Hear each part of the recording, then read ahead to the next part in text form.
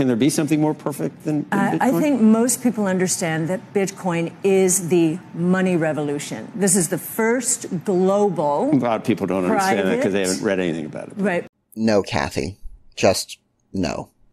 The world's monetary system, of which over 700 million transactions are processed just on the Visa network alone, is not going to be revolutionized or supplanted by a payment platform that does 7 transactions per second with an average transaction cost of almost $20. In my opinion, that line of thinking is completely absurd. Bitcoin has its benefits, sure, but it's not going to be a money revolution. And although I do disagree with Cathie on that point, I'm used to disagreeing with people. It's part of intellectual curiosity to realize that different people can come to different conclusions, even when looking at the same information. That's why I was very disappointed watching this interview when Cathie agreed with the host who said that people who don't share this vision of Bitcoin as a money revolution, quote, haven't read anything. A lot of people don't understand that because they haven't read anything about it. Right. Now, that just sat with me the wrong way. I might not be a CEO of an investment fund that, despite charging people more than 5 times the fees of an S&P 500 index fund, has delivered less than 1/10 of the performance over a 5-year period. I might not be that esteemed, but by golly, I am the part-time economist.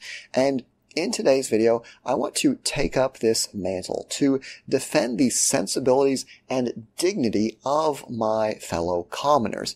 I want to point out in today's video that far from being unread imbeciles, there are many legitimate reasons why people might not view Bitcoin as the future of money.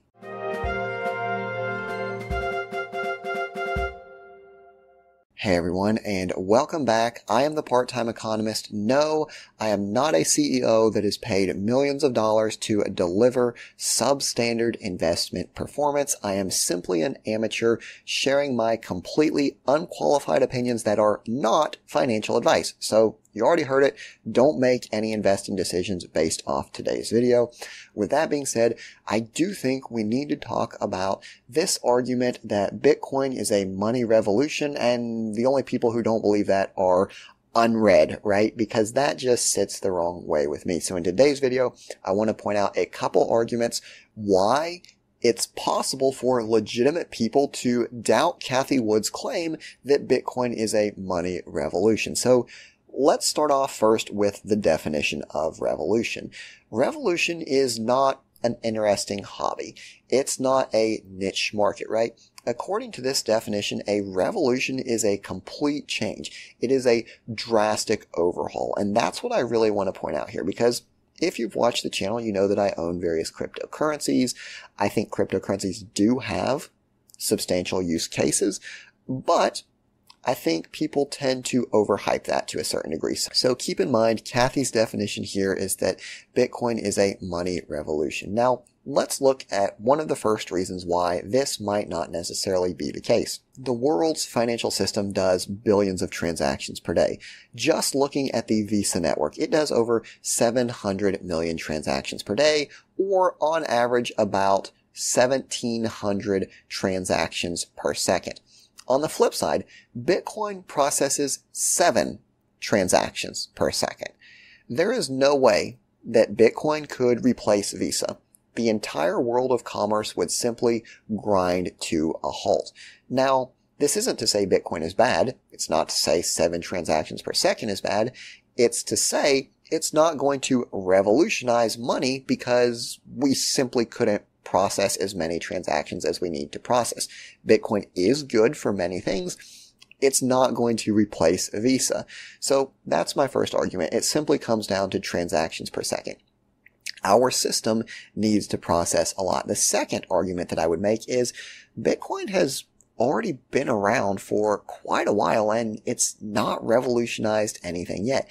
If we look at the total number of Bitcoin that will ever be created, it's 21 million. we have already mined over 19.5 million Bitcoin, which means we've already extracted more than 90% of the supply. So thinking that you're going to strike it rich by setting up a Bitcoin mining operation is kind of like showing up 5 years after the gold rush is over and trying to get some pickaxes and shovels from a local pawn shop, thinking that you're still going to strike it rich. Could it happen? Yeah, but the majority of the crypto has already been mined. Also, if we look at the adoption rate of technologies that have entered mass adoption, right? I've made a previous video on this. Things like microwaves, things like color TV. Anything that has reached mass adoption has had significant adoption definitely within the first decade. If you go back, you watch that video, you'll see that Bitcoin is really lagging behind all of those things. So again, not saying Bitcoin couldn't revolutionize the monetary system, but I think that a lay person looking at that data could have a reasonable belief why it might not happen. Another thing we need to talk about is simply transaction fees. If we're looking right now, it's about $18.67 to do a Bitcoin transaction. Just in the sake of making things easy, can we round and call it $20? I think we can. So $20 per transaction. Now, think of how many transactions you make in a day. You buy gas, groceries, maybe you give lunch money to your kids' school, right? You could easily make 4, 5, 6 transactions per day. That's over $100 in transaction fees. Now, if that was the only way of doing things, maybe that's the only form of money we had, sure, maybe that's what we have to do. But we already have virtually limitless forms of payment that are fast and more or less free. Depending on who your bank is, you're going to have free checking. You're going to have debit cards. If you use PayPal, if you use Venmo, again, most of those transactions are going to be free. You can do transfers between banks for free, right? So why is someone that's used to doing something for free going to say, oh, money revolution is here, let me shell out $100 per day in transaction fees? It's just not going to happen. Now, does that mean that Bitcoin will never be used for nothing? Absolutely not. If you needed to send money across the border and you didn't have a bank account or you were in a sanctioned country, yeah, maybe Bitcoin is the option. However, that is far from being a money revolution. That is a specific use case, right? And again, I've made the argument many times that cryptos do have very specific use cases. That is a far cry from being a revolution. Now, some people will come back and they'll say, look, you're right about the fees. You're right about it being slow. That's why we have the Lightning Network.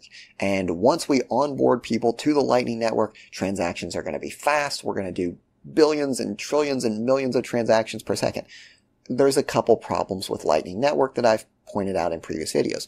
The first, the very fact that you're having to develop a second layer on top of Bitcoin means that the original Bitcoin wasn't sufficient. So it's kind of already an admission that Bitcoin has failed as a money revolution if you're needing a second layer on top of it. On top of that, I've pointed out in previous videos how we still have to go from Bitcoin to Lightning. You still have to process those transactions to get people from Bitcoin onto the Lightning Network, which again will take decades because we're only processing 7 transactions per second. It becomes more centralized. You have more gatekeepers. You get away from the entire strength of using a blockchain. So could Lightning be successful? Yeah, but Lightning isn't Bitcoin, so you kind of run into an issue there with Cathie's argument. Another thing we've simply got to talk about is the energy consumption. Now, many people have heard the statistic that Bitcoin uses more energy than the country of Norway. And a lot of times people will counter that. They'll say, well, here's the thing. Bitcoin, it is incentivized to use the cheapest renewable forms of energy because that way they can get more profit. Okay. Fair enough. However, you do know how the Bitcoin hashing algorithm works, right? The mining algorithm requires more and more computational power. So even if you're using the most efficient electricity, you're always going to have a demand to use more because you want to win that block reward. So it's an increasing cycle where you always want to be incentivized to consume more and more and more. Another common pushback I will hear is that, well, okay, Bitcoin uses the energy of Norway. But do you have any idea what the existing financial system does? Do you know how much energy Chase and JP Morgan and the NASDAQ and the New York Stock Exchange? Do you have any idea how much energy they use? It's more than Bitcoin. Yeah. They also deliver a lot more value than 7 transactions per second, right? Think all the things JP Morgan does, all the things, Bank of America does, right? Yeah, Bitcoin as an entire ecosystem maybe uses less, but on a per transaction basis, it's not even a question. Bitcoin is considerably more inefficient. Again, does this mean Bitcoin is terrible? No, I don't think it does. But again, think if we're going from that 7 transactions per second to revolutionizing the monetary system, it's simply unsustainable from an environmental standpoint. And we've already seen many places try to ban proof of work cryptocurrencies, right? They're saying, hey, you are using so much electricity on something that you can already do virtually free. Cut it out, right? Now, a lot of these bans haven't went through, but it shows you that far from being a revolution, it's actually getting a lot of pushback. And that's the last topic that I want to discuss. Where on earth is Cathie getting this statistic that, quote, most people view Bitcoin as the money revolution? If we look at this data from Pew Research, we can see that 75% of Americans who have heard of cryptocurrencies are not confident in their safety and reliability. And I don't know, but at least in my mind, when someone says, quote, most people, that should mean more than 50%. And we can clearly see here that 75% are not confident in cryptocurrencies, which means at most 25% would be somewhat positive. And if we look here, we can see that really there's only about 4 plus 2 plus 6, maybe about 12% of the people that are really confident when it comes to cryptocurrencies. So a little bit of something off there. And then just as another example of how Cathie's, quote, most people argument doesn't seem to be supported by the data, we can see that as of February 2023, really only about 20% of Americans own cryptocurrency. So again, that's a couple months old. It might be a little bit higher or could be a little bit less by now, but it's still a far cry away from her most people argument. Keep in mind, this Coinbase is talking about all cryptocurrencies, so Bitcoin might be even less than 20%. So I just wanted to close out this video by stating that I think it's important for us to be able to respect differences of opinion, and that's really the entire reason that I made this video. I could go online every single day and find someone talking about Bitcoin or crypto or whatever in a completely over-the-top way. And I probably wouldn't make a video of them because it'd be nothing special. I'm used to having people overhype things. But I thought that this comment, that people who didn't, quote, see the light of Bitcoin simply hadn't read anything, right? That if they would only do their research, they would agree with us, right? That just sat the wrong way with me. So in today's video, I wanted to share several arguments why even after doing your research, and probably even the more you read, you're going to find reasons why Bitcoin might not necessarily be a money revolution. Could it be a cool tool? Yeah, absolutely. Could it have a great use case? Yeah, absolutely. Has it been a very profitable investment for some people? Well, yeah, depending on when you invested. But as far as revolutionizing money, there's a couple reasons why that might not necessarily be the case. It is incredibly slow. It is incredibly expensive. It destroys the planet and the environment. People don't trust it. And on top of that, it's been around for over a decade with no real signs of revolutionizing anything.